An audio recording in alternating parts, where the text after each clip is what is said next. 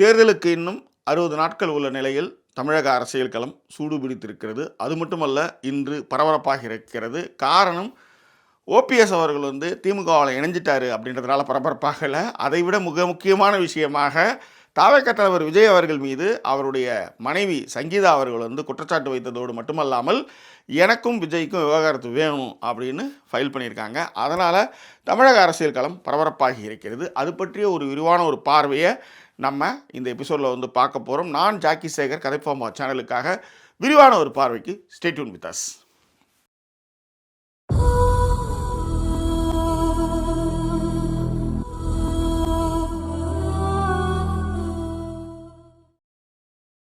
தாவேக தலைவர் விஜய் அவர்கள் மீது ஏகப்பட்ட விமர்சனங்கள் இருக்கின்றது.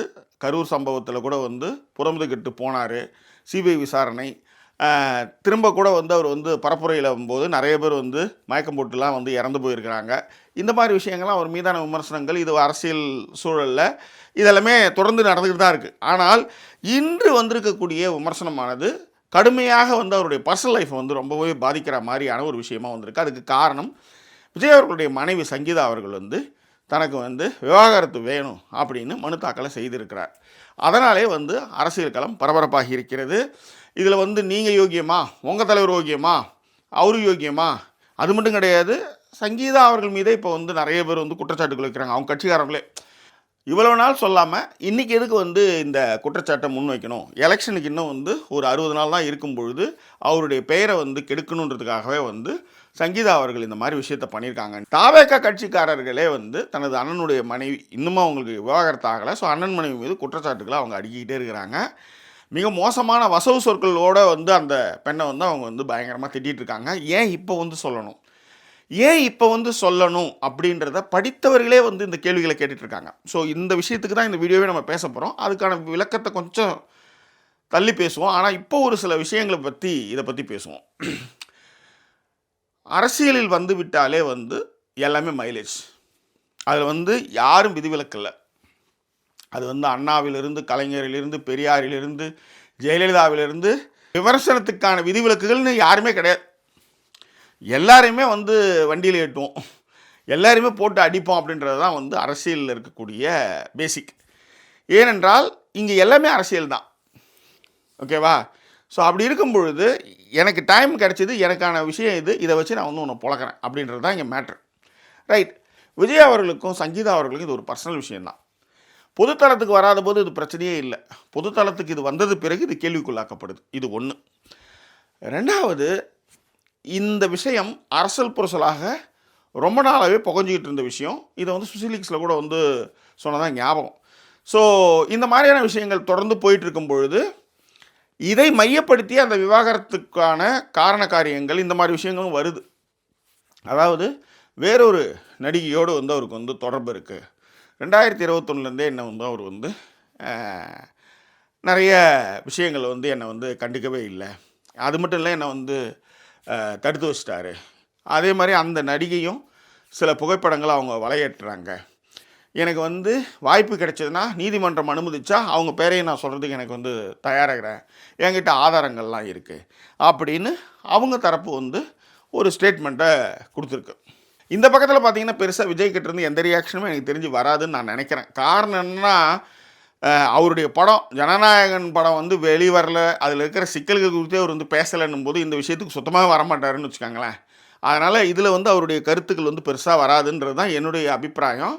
காரணம் என்னென்னா, இதுக்கு முன்னாடி இதே மாதிரி ஒரு விவாகரத்து வழக்கு தமிழகத்தில் பற்றி எரிஞ்சது. அதில் பார்த்தீங்கன்னா ஜெயம் ரவி ஆர்த்திக்கான விவாகரத்து தான் அது. அந்த டைமில் பார்த்தீங்கன்னா அவங்க குற்றச்சாட்டுகளை வைக்கும் பொழுதே இந்த பக்கம் ஜெயம் தரப்புலேருந்து தன்னுடைய கருத்துக்களை பதிவு பண்ணாங்க. ஓகேவா? ஸோ இந்த இடத்துல பார்த்தீங்கன்னா அவங்களுடைய ஸ்டேட்மெண்ட் மட்டும்தான் இருக்குது. இவர் அதற்கான பதில்களை கொடுப்பாரா போகிறாரான்னு தெரியல. ஆனாலும் ஏப்ரல் மாதத்தில் அவர் இந்த விசாரணையில் கலந்துக்கணும் அப்படின்னு நீதிமன்றம் சொல்லியிருக்கு. ஏன்னா மனு அக்செப்ட் பண்ணிக்கிட்டாங்க. ஏப்ரல் மாதத்தில் டேட் கொடுத்துருக்காங்க. அதில் அவர் இந்த விவாகரத்து விஷயத்தில் அவர் தரப்பில் சொல்லணும். ஓகே, இப்படி ஒரு விஷயம் போயிட்டுருக்கு. ரைட். இப்போ ஒரு அரசியலில் இந்த மாதிரியான விஷயங்கள் மக்கள் அதை எப்படி எடுத்துக்குவாங்க அப்படின்றது ஒன்று இருக்குல்ல. மக்கள் வந்து எனக்கு தெரிஞ்சு வந்து அது ரொம்ப பெருசாக, அதாவது ஒரு அதிர்ச்சி மாதிரியான விஷயமா இருக்குமோக்கோசரம் இது தேர்தலில் பிரதிபலிக்குமா அப்படின்னா எனக்கு தெரிஞ்சு அது அந்த அளவுக்கு ஒர்க் அவுட் ஆகுமான்னு எனக்கு தெரியல. புரிதுங்களா? ஏனென்றால் இந்த மாதிரி விவாகரத்து, திருமணம் மீறிய உறவு, இந்த மாதிரி விஷயங்கள் வந்து எல்லார்கிட்டையுமே இருக்குது. இப்போ உதாரணத்துக்கு பெரியார் அவ்வளோ விஷயம் பண்ணியிருப்பார். ஆனால் அவரை வந்து ஒரு சின்ன பொண்ணை கல்யாணம் பண்ணிட்டாங்கன்ட்டு அவர் மீது வந்து ஒரு கருத்தை வந்து வைப்பாங்க. அதாவது அவர் அவ்வளோ விஷயம் பேசியிருப்பார், ஆனால் இந்த ஒரு விஷயத்தை எடுத்துகிட்டு தான் வைப்பாங்க. இப்போ எம்ஜிஆரும் அதே மாதிரி தான். அவரும் வந்து அவருடைய மனைவி வந்து உடல்நிலை சரியில்லாத போது கூட வந்து இன்னொருத்தருடைய மனைவி அவங்க குழந்தையோடு தான் வந்து விஎன் ஜானகி அவங்கள வந்து கூட்டிட்டு வந்து ஊருக்கே தெரியும். அதே நேரத்தில் வந்து செல்வி ஜெயலலிதா மீதான குற்றச்சாட்டுகளும் நிறையவே இருக்குது, விமர்சனங்கள். சோபன் பாபு அது இதுன்னு நிறைய விஷயங்கள் பேசிட்டு போவாங்கன்னு வச்சுக்காங்களேன். இது வந்து எல்லாருக்குமே ஓரளவு தெரியும். அதனால் இந்த விஷயம் வந்து தேர்தலில் எதிரொலிக்குமா அப்படின்னு கேட்டால் எனக்கு தெரிஞ்சு ஒன்றும் பெருசாக ஒர்க் அவுட் ஆகாது. ஒரு மைலேஜுக்காக வேணால் எல்லோரும் வந்து இந்த விஷயத்தை வந்து பேசுவாங்க. இட் மீன்ஸ் இப்படி ஒரு விஷயம் இருக்குது. ஏன்னா இப்போ உதாரணத்துக்கு சீமான் அவர்கள் எடுத்துக்காங்க, மிகப்பெரிய அளவில் வந்து கர்ஜிப்பார் பேச்சில். ஆனால் யோசிச்சு பாருங்கள், விஜயலட்சுமி மேட்டரில் வந்து நிறைய விமர்சனங்களை வந்து அவர் சந்தித்தார். அதே மாதிரி விஜய் அவர்களுக்கும் இது வந்து அவங்களுடைய பர்சனல் விஷயம். இப்போதைக்கு வந்து அது வந்து பொதுவெளிக்கு வந்திருக்கு. அதனால் அந்த விமர்சனங்கள் ஒரு 5-6 நாளைக்கு இருக்கும்.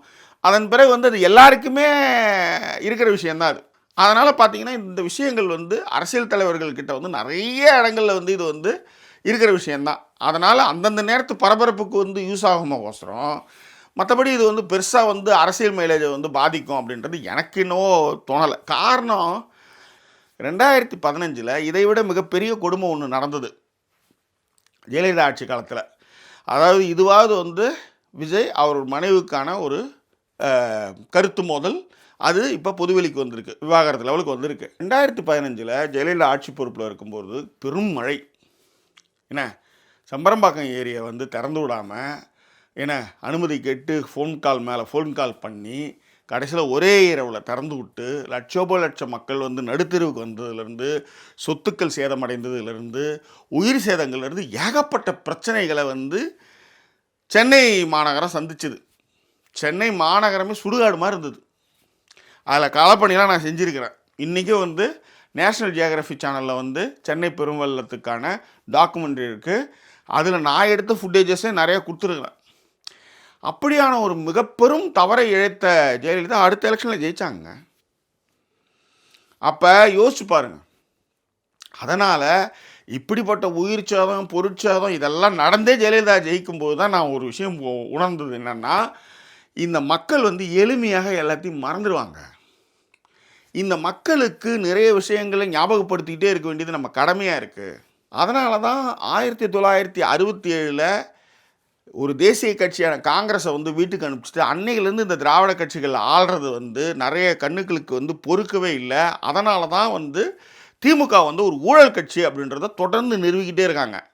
ஆனால் திமுக எப்போதெல்லாம் ஆட்சிக்கு வருகிறதோ அப்போதெல்லாம் தன்னால் இயன்றவரை ஒரு தமிழ்நாட்டினுடைய உள்கட்டமைப்பை வந்து சீர்படுத்துறதுல அந்த கட்சிக்கு நிகர் எதுவுமே கிடையாது. வேறு எந்த கட்சியும் அதை செஞ்சதே இல்லை. இவங்க ஒன்றா ஆரம்பித்து வச்சதை ஒன்றா அவங்க வந்து கண்டினியூ பண்ணுவாங்க, அவ்வளோதான். ஸோ அப்படிப்பட்ட ஒரு தமிழக அரசியலில் விஜய் சங்கீதா மேட்டர் வந்து பெருசாக செல்ஃப் எடுக்காது, அது ரொம்ப பெரிய சீரியஸான விஷயமாக எடுத்துக்காது அப்படின்றது தான் என்னுடைய அபிப்பிராயம். ரைட், இப்போ விஷயத்துக்கு வரேன். இவ்வளோ நாள் இருந்துட்டு இப்போ எதுக்கு எடுத்துக்கிட்டு வரணும் சங்கீதா அப்படின்றத தாவேக்க தொண்டர்களே வந்து அந்த கேள்விகளை கேட்டுட்ருக்காங்க. பொதுஜனமும் அதை வந்து கேட்குறாங்க. இதுதான் அரசியல். எல்லாத்துலேயும் அரசியல் இருக்குது. இதுக்கு ஒரு விஷயம் சொல்கிறேன்.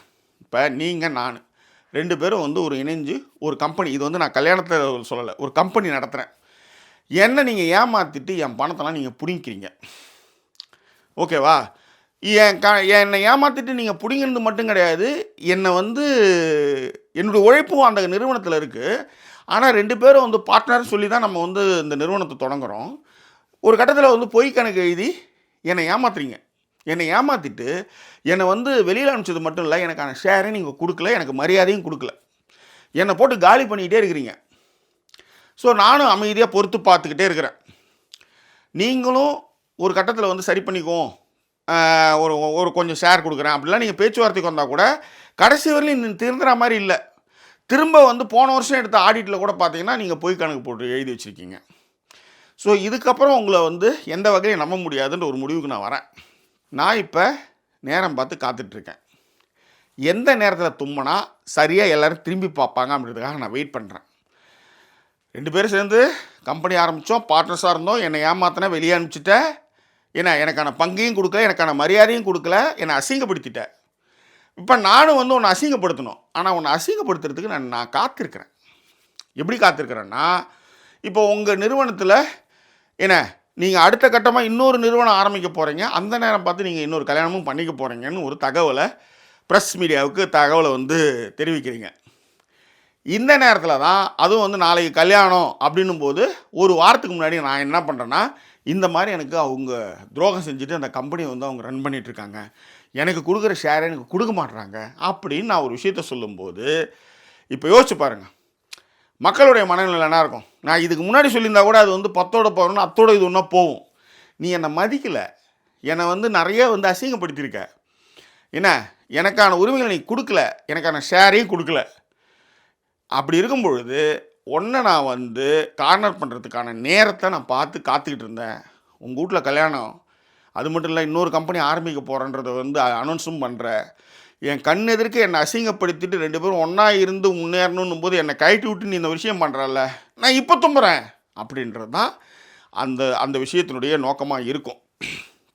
அது மட்டும் கிடையாது, அவங்க வந்து ஜீவனாம்சம் வந்து நிறைய கேட்குறாங்க. அதாவது என்னுடைய எதிர்காலம், என்னுடைய குழந்தைகளுடைய எதிர்காலம் கருதி எனக்கான ஜீவனாம்சம் வந்து வேறு லெவலில் எனக்கு செட்டில்மெண்ட் பண்ணணும் அப்படின்ற ஒரு விஷயமும் போயிட்டுருக்கு. அது கோர்ட்டுக்கு வந்துடுச்சு. இதுக்கப்புறம் அதை பற்றி பேசி அவங்க அதை ஒரு முடிவுக்கு வருவாங்கன்னு வச்சுக்காங்க. ஆனால் ஏன் இப்போ வந்து அவங்க சொன்னாங்கன்றது தான் இங்கே கேள்வியாகவே இருக்குது. அதுதான் அரசியல். இப்போ நல்லா யோசிச்சு பாருங்கள். இந்த வீடியோனுடைய நிறைவு பகுதிக்கு வந்துட்டேன். நீங்கள் எல்லாருமே, இந்த வீடியோ பார்க்குற எல்லாருமே இந்த கேள்வி உங்களுக்கு எழுந்திருக்கும்ல, இது எப்படி இந்த நேரத்தில் வந்து சொல்கிறாங்க அப்படின்றது இருக்குல்ல, அதுதான் எல்லாருக்குமான அரசியல் தான் நான் சொல்ல வரேன். சாதாரணமாக இப்போ உதாரணத்துக்கு நான் ஒரு மக்கு ஸ்டூடெண்ட்டு, நல்லா படிக்கிற பசங்க என்ன பண்ணுவானுங்க, நம்ம ப்ராக்ரஸ் கார்டு இருக்குல்ல, ரேங்க் கார்டு, அதை எடுத்துன்னு போய் அவங்க அப்பா கிட்ட வந்து கையெழுத்து வாங்குவாங்க. நல்லா படிக்கிற பசங்க அவங்களும் வந்து பையன் நல்லா படிக்கிறான், ஏதோ ஒரு 10 மார்க் கம்மியாகிடுச்சு அப்படின்னு கையெழுத்து போட்டு கொடுத்துருவாங்க. நான் பார்டரில் பாஸ் பண்ணுறேன். இப்போ நான் பார்டரில் பாஸ் பண்ணுறவன் வந்து எனக்கு வந்து வெள்ளிக்கிழமை ரேங்க் கார்டு கொடுக்குறாங்கன்னு வச்சுக்காங்க. நான் வந்து அந்த வெள்ளிக்கிழமை ரேங்க் கார்டு கொடுத்தது அன்றைக்கே எட்டுமே எங்கள் அப்பங்கிட்ட காமிச்சோன்னா போட்டு பொழிவான், பேச்சு மயிர் வந்து அதிகமாக இருக்குது, படிப்பில் ஒரு மயிரையும் காணாம் அப்படின்னு அசிங்கமாக திட்டுவான், அடிப்பான், உதைப்பான், எல்லாம் பண்ணுவான். நான் வெள்ளிக்கிழமை எனக்கு ரேங்க் கார்டு கொடுத்தாங்கன்னா நான் திங்கக்கிழமை எட்டு வர சொல்லுவாங்க கைத்து வாங்கி. இப்போ எனக்கு 2 நாள் இருக்குது, சனி ஞாயிறு இருக்குது. இந்த சனி ஞாயிறு நான் வெள்ளிக்கிழமையே நான் கொடுத்துருந்தேன்னு வச்சுக்காங்க, இந்த அசிங்கமும் அவமானமும் அந்த 2 நாளும் நரகம் வேதனையாக இருக்கும். இதை நான் அனுபவிக்கணும். இப்போ இந்த 2 நாள் நான் வந்து என்ன செய்யணும், அழகாக வந்து ரேங்க் கார்டை வெளியே எடுக்காமல், அதாவது ஞாயிற்றுக்கிழமை நைட்டு கூட நான் எடுக்க மாட்டேன், ஏன்னா அன்றைக்கி நைட்டும் ஸ்பாயில் ஆகிடும். அப்போ திங்கக்கிழமை காலையில் எங்கள் அப்பா என்ன பண்ணுவார்னா, சைக்கிள் ஸ்டாண்டில் அப்படி ஸ்டாண்டை எடுத்துட்டு மெதிக்க போகும்போது அப்பா அப்படி எடுத்து போயிட்டு ரேங்க் கார்டை காமிப்பேன். ஓகே, பாப்பார் டக்குன்னு சனி எப்போ வந்து கையெழுத்து கேட்குது பாரு, வேலைக்கு போகிற நேரத்தில் அப்படி ஏன் இது வந்து 35, ஏன் இது 34, 28 அப்படின்னு கேட்கும்போது, ஏன்னா அவசரமாக கிளம்பி போகணும், டப்புன்னு கையெழுத்து போட்டு வரணும்னு வச்சுக்கோங்க. சாயங்காலம் வரும்போது அந்த கோவம் இன்னும் கொஞ்சம் குறைஞ்சிருக்கும், அப்பயும் திட்டு விழுவும், அசிங்கப்படுத்துவாங்க, உதைப்பாங்க, அது ஒரு பக்கம் கிடக்குது. ஆனால் நான் ஏன் வெள்ளிக்கிழமை காமிக்காமல் திங்கக்கிழமை காலையில் எங்கள் அப்பா சைக்கிள் ஸ்டாண்ட் எடுத்து மெதிக்க போகும்போது காமிச்சேன்? ஏன்னா அதுதான் அரசியல். இந்த விஷயந்தான் எல்லாருக்குமே நடக்கும். நீங்கள் உங்கள் வீட்டிலே சரி, உங்களுக்கு நிறைய உண்மைகள் ஒரு விஷயம் இருக்கும், ஒரு பிரச்சனை இருக்கும், அந்த பிரச்சனையில் வந்து என்னைக்கு எடுத்துகிட்டு வரணுமோ அதான் செய்வீங்க. நாத்தனார் சண்டையிலேருந்து மாமியார் சண்டையிலேருந்து இவ்வளோ நாள் இருந்தாலே, மாமியாருக்கு வந்து மூத்திரம்லாம் கழுவி ஊற்றுனாலே, ஏதோ ஒரு வார்த்தை சொல்லிட்டான்றதுக்காக இன்றைக்கி எட்டு வந்து இவ்வளோ வருஷலாம் சொல்கிற. ஆமாம், எல்லா நாளும் நீ வந்து என்னை மதிக்காமல் நீ என்னென்னோ பண்ணிகிட்டு இருந்த, நான் டேட்டாலாம் கலெக்ட் பண்ணி வச்சுருந்தேன். இன்றைக்கி தான் உன் புள்ள வந்து ரொம்ப பெரிய, இன்னும் எங்கள் அம்மா வந்து ரொம்ப கிரேட்டுன்னு சொன்னான், இன்றைக்கி போட்டு உடச்சா தான் உன் கதை நாரும் அப்படின்றதான் இன்றைக்கி உடைக்கிறேன். அப்படின்ற மாதிரி தான். அதனால தான் சொல்கிறேன், அரசியல் எல்லா இடத்துலையும் வியாபித்திருக்கு. சங்கீதா ஏன் இப்போ எடுத்து வந்து இந்த விஷயத்தை பேசுகிறாங்கன்னா, இப்போ தும்பினா தான் எல்லோரும் திரும்பி பார்ப்பீங்க. அதனால் நான் தும்புறேன். That's all. ஸோ அதனால் அதெல்லாம் தூக்கி போட்டுட்டு அடுத்த வேலையை பார்க்க போங்க. ஏன் இப்போ வந்து சொன்னாங்க, நீங்கள் ஏன் முன்னாடியே சொல்லலை அப்படின்றத கேட்குறதுக்கான ரைட்ஸ் யாருக்குமே கிடையாது. ரைட்டா? ஸோ அதுதான் எப்ஸ்டன் ஃபைல் வந்தது. இப்போ எதுக்கு எல்லோரும் வந்து சொல்கிறாங்க அப்படின்னு சொல்ல முடியாது இல்லையா? அதே மாதிரி தான் இதுவும். ஸோ பாதிக்கப்பட்டவங்களை எப்பயுமே வந்து நம்ம வந்து விக்டிம் ஆக்குறது தான் நம்மளுடைய ஸ்டைலு. அதே மாதிரி இப்போ அவங்களையும் விக்டிம் ஆக்கி தான் வந்து அவங்கள வந்து காலி பண்ணிகிட்ருக்காங்க. இது காலங்காலமாக வர்ற விஷயங்கள் தான். சங்கீதா ஏன் இப்போ வந்து இந்த விஷயத்தை எட்டு வந்து சொல்கிறாங்க அப்படின்போது அவங்க பட்ட வேதனை வலிகள் அவங்களுக்கு தான் தெரியும். அது நம்மளுக்கு தெரியும். அதனால் அவங்க இப்போ எடுத்துகிட்டு வந்திருக்காங்க. ஸோ நீ ஒரு பொசிஷனுக்கு போகும்போது என்னை நிராகரிக்கும் போது நான் வந்து ஒரு விஷயத்தை ஒரு ஸ்டேட்மெண்ட்டை இப்போ நான் விடுறேன். அதுதான் மேட்ரு. ஸோ அதுதான் இந்த மாதிரியான ஒரு விஷயத்தில் பாதிக்கப்பட்டவங்க ஏன் இப்போ வந்தாங்க, அன்றைக்கே சொல்ல வேண்டியதானே அப்படின்னு சொல்கிறதுல வந்து ஏற்புடையதே இல்லைன்றது தான் என்னுடைய கருத்து. இது குறித்தான உங்கள் கருத்துக்களை பின்னங்களை தெரியப்படுத்துங்க. இன்னும் வேறொரு எபிசோடில் உங்களை நான் சந்திக்கிறேன். அதுவரை நன்றி கூறிவிடுவது உங்கள் ஜாக்கி சேகர். நன்றி, வணக்கம்.